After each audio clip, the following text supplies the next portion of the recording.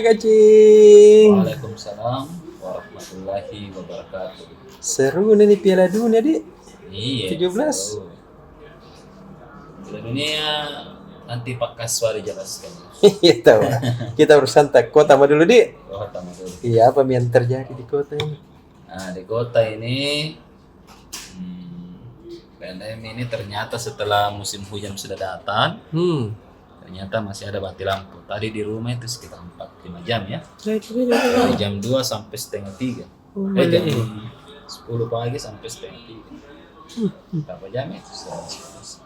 4 jam setengah. Nah, mati lampu ini ternyata banyak memberikan efek ya.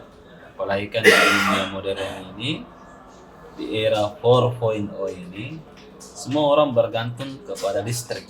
Betul. Jadi ketika ada kemajuan, pasti ada celahnya. Nah, ketika orang bergantung semua kepada listrik, maka pasti akan ada kerugian kalau misalnya tidak ada listrik itu. Nah, seperti tadi ini kemarin ya, ada demonstrasi kepada PLN di wilayah Sulsel Bangsal, Sulawesi bagian selatan. Jadi ada demonstrasi, bahkan ada juga pelaku UMKM demonstrasi. Mereka demonstrasi ini karena merugi. Kodong. Jadi ada pengusaha ikan dari Bulukumba, jauhnya dari Bulukumba. Pengusaha UMKM yang merugi sekitar 15 juta karena 5.000 bibit ikannya itu tidak mendapatkan suplai O2 yang sesuai. Nah, untuk suplai O2 kan biasa menggunakan listrik toh? Betul. Untuk menjalankan dinamonya itu.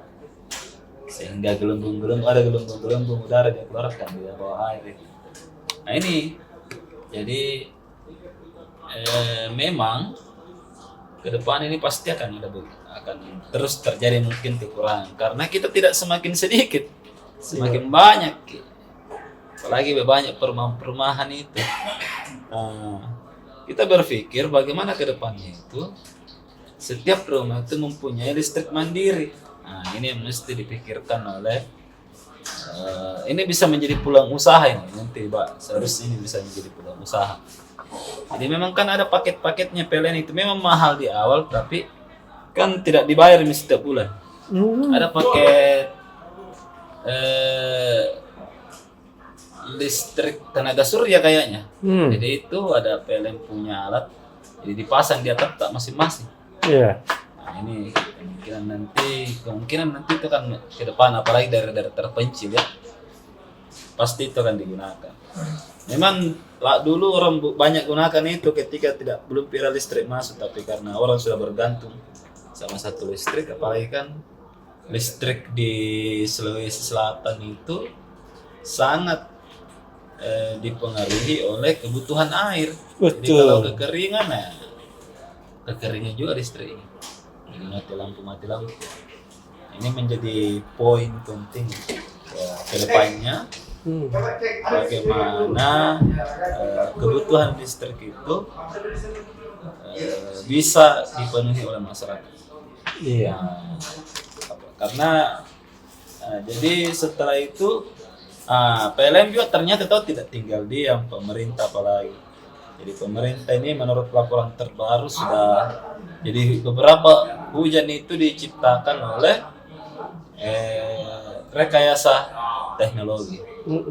Jadi ada teknologi kemarin hujan buatan, kalau kita ingat dulu ya, di era-era Orde Baru itu 1977 itu kan ada istilah hujan buatan. Sekarang yang namanya rekayasa teknologi untuk membuat hujan. Jadi besok kita baca memang sistem pembuatan hujan buatan itu. Ini juga sebagai pendidikan kepada pembaca. Nah, selanjutnya itu ada juga dari hukum kriminal. Seorang pengacara sekaligus dosen dilaporkan Ih, kenapa ya?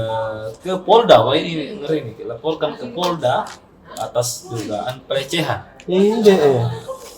Pelecehan, kita baca besok, kita baca hari ini kronologisnya bagaimana pelecehan itu bisa terjadi. Silakan, karena ini agak sensitif, jadi silakan dibaca kronologisnya. Nah ternyata si Pak dosen ini sekaligus juga pengacara melaporkan balik perempuan itu ke Polrestabes. Kenapa? Dia katakan, saya tidak melakukan pelecehan. Eh, Kita tidak tahu siapa yang benar, tapi kan nanti kalau misalnya kasus ini berlanjut akan ada pemeriksaan saksi, akan ada pemeriksaan barang bukti dan lain-lain. Dan ini terjadi di pengadilan pun. Nah, ini menarik sekali, lokusnya menjadi menarik. Di tempat orang mencari keadilan di Pengadilan Negeri Makassar justru terjadi dugaan pelecehan. Nah, kita tidak tahu apakah ini benar atau tidak, silakan Anda baca Harian Tribun Timur halaman 6 hari. yes.